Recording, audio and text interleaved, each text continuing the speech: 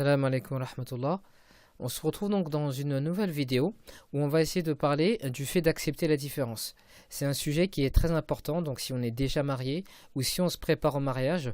Pourquoi? Parce que si vous arrivez à fermer cette porte à Shaitan, qui est le fait d'accepter la différence, donc ça va vraiment vous permettre de vivre un mariage qui sera serein.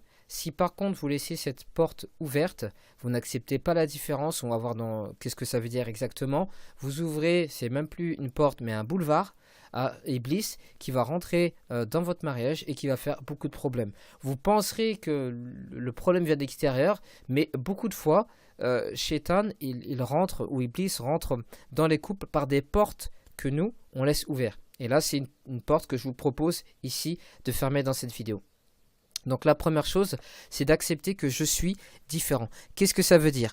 Il ne faut pas, lorsqu'on se marie ou lorsqu'on est marié, essayer de se construire une personnalité qui n'est pas la nôtre sous prétexte d'essayer justement de trop plaire justement à notre mari ou à notre épouse. Il ne faut pas oublier qu'en fait ce qui fait que on se marie ou on reste ensemble, c'est le fait justement de pouvoir profiter des différences que chacun a. On voit par exemple, très simplement, on en a parlé souvent, que dans la création d'Allah subhanahu wa ta'ala, Allah a mis des choses totalement différentes. Mais que sans ces deux choses-là qui sont totalement différentes, la vie serait presque impossible et des fois sans goût. Si on part de la vie en elle-même physiquement, si on voit par exemple le jour et la nuit des fois on peut se plaindre, comme par exemple maintenant en hiver, qu'elle est trop longue, ou on peut se plaindre en été qu'elle est trop courte. Mais de toute manière, on a besoin de cette nuit pour se reposer et pour prendre des forces. Et on a besoin aussi de la journée pour vaquer à nos occupations, mais on ne peut pas avoir une journée qui soit que le jour, hein, ou une journée qui soit que la nuit. Et également, lorsqu'on voit la terre et le ciel, c'est deux choses qui sont totalement différentes, mais qui vivent l'une avec l'autre. Il y a un proverbe même qu'on voit aussi avec... un proverbe chinois qui explique, qui dit qu'en fait que le soleil et la terre vivent ensemble et c'est ce qui permet de donner la vie sur terre et de faire pousser les choses sur terre. Maintenant, en parlant de vous, il faut que vous restiez vous-même. Donc si vous êtes la terre, restez la terre. Ne devenez pas un ciel. Premièrement, c'est impossible. Et deuxièmement, pour qu'il y ait une bonne cohabitation dans le couple, il faut garder nos différences. Alors, garder nos différences ne veut pas dire être têtu. C'est pas ce que je voulais dire, mais ce que je veux dire, c'est que si on a un caractère qui est différent, on ne doit pas totalement changer notre caractère. On prend un exemple aussi très simple qui est celui des Sahaba, des compagnons. Abu Bakr avait un comportement qui était assez, on va dire, doux. Sa lecture était douce. Il avait tendance à pleurer. Même des fois, certains se plaignaient qu'il pleurait beaucoup trop dans sa lecture du Coran. Et Omar avait une autre lecture, avait un autre comportement, un autre caractère. Pourtant, quand Abu Bakr était calife, Omar l'a conseillé, et ça a fait du bien à Abu Bakr. Et Omar, par contre, il s'est retrouvé sans Abu Bakr ensuite, lorsque lui, il s'est retrouvé calife, mais il a regretté quelquefois justement qu'Abu Bakr ne soit pas avec lui pour qu'il puisse le conseiller. Ce que je veux dire, c'est que même chez les compagnons, il y avait beaucoup de différences. Et le prophète sallam n'a pas demandé à ce que ses compagnons soient totalement différents. D'accord?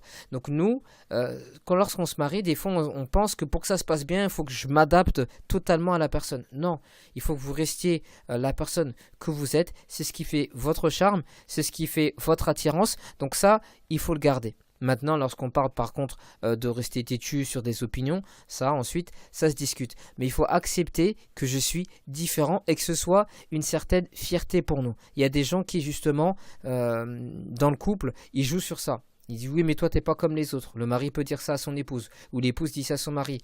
Mais ça il faut pas que ça nous touche, ce genre de paroles. Il faut au contraire être fier de notre différence et justement pouvoir en profiter. Donc ça c'était le premier point, accepter déjà que je suis différent, ce qui veut dire que aussi également par exemple pour un homme et une femme, donc c'est quelque chose de très simple, hein, mais on y pense, beaucoup y pensent très peu, c'est par exemple vos besoins ne sont pas les mêmes. Un homme a des désirs par exemple au niveau sexuel qui sont très différents. Il est assez demandeur et une femme n'a pas autant de demandes qu'un homme. C'est totalement différent. Pourtant, il va falloir que les deux vivent ensemble. Un homme n'a peut-être pas besoin des fois de parler beaucoup, mais des fois il a besoin d'être surtout élevé. Mais toutes ces différences-là font que il faut accepter ces différences-là et ne pas justement chercher à ce que ça change. Maintenant, le deuxième point, c'est accepter sa différence. Lorsque je dis accepter sa différence, c'était pas la nôtre, mais celle de son conjoint ou sa conjointe. Qu'est-ce que ça veut dire?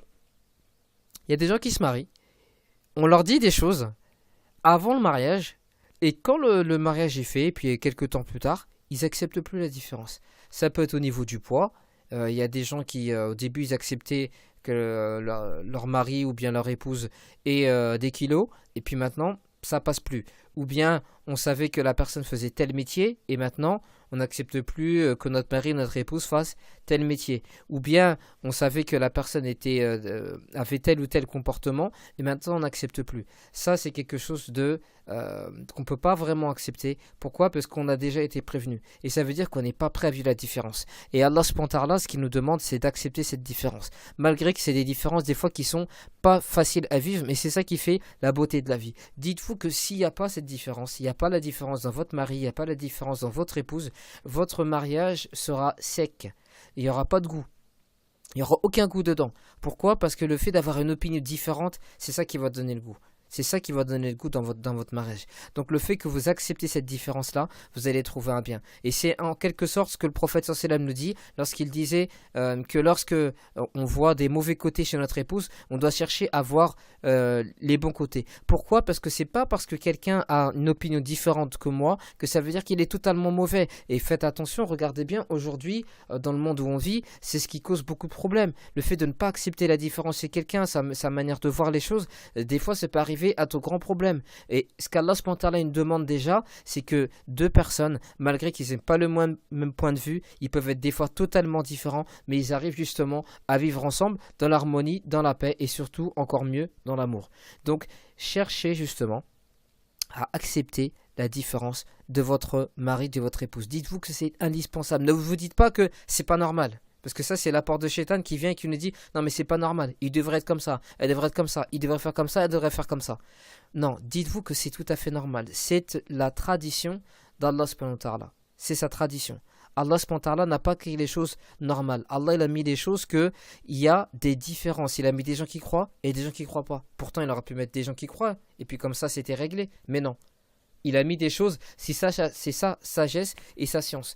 Et dans notre mariage, c'est exactement pareil. Si vous arrivez à accepter ça, même lorsque vous aurez des enfants, ça va vous aider. Mais si vous n'y arrivez pas, alors même dans l'éducation des enfants, ça va également poser problème. Donc, acceptez cette différence. Dites-vous que c'est quelque chose d'indispensable. On a besoin de gens comme Abu Bakr et on a besoin de gens comme Omar. Donc, j'ai besoin d'avoir des gens qui sont différents de moi pour que je puisse avancer. Ne vous dites pas que c'est lui ou c'est elle qui doit changer, mais c'est moi qui dois essayer de m'adapter. Et pour mon éducation, pour mon évolution, Allah subhanahu wa ta'ala, il a mis quelqu'un de différent. Sinon, ce serait trop facile. On passe ensuite à l'autre point qui est trouver le bien dans la différence. La différence n'est pas un ennemi. Je répète encore une fois, la différence n'est pas un ennemi. Si vous voyez que votre époux ou votre épouse est différent, c'est pas un ennemi. Et ça, c'est ce que Shaitan fait. Réfléchissez bien, regardez bien. Combien de paroles on a entendues de notre mari, notre épouse, et on le prend mal tout de suite en disant « Ah, en fait, elle voulait me dénigrer. » Ou il voulait me dénigrer, il voulait me négliger. Alors que tout simplement, la personne venait de exprimer son opinion. Pourquoi ? Parce que nous, au lieu de voir le bien, on a vu directement le mal. Pourquoi? Parce qu'on a souvent été éduqués dans le fait que la différence est mauvaise. Il faut qu'on soit tous pareils. Mais pourtant, on le voit bien dans la société d'aujourd'hui que c'est pas un bien. Dire que tout le monde soit des moutons, c'est pas du tout un bien. Il faut qu'il y ait des gens qui soient différents. Il faut qu'il y ait des gens qui se réfléchissent. On peut pas tous être comme ça. Mais le problème, c'est que dans notre mariage, on s'en rend pas compte. Lorsqu'on se marie, on se rend compte des fois après plusieurs années qu'on ne supporte pas notre mari ou notre épouse parce qu'il n'est pas comme nous. Quand on regarde vraiment, c'est parce qu'on voudrait qu'il soit comme moi. Ou elle voudrait qu'il soit comme moi.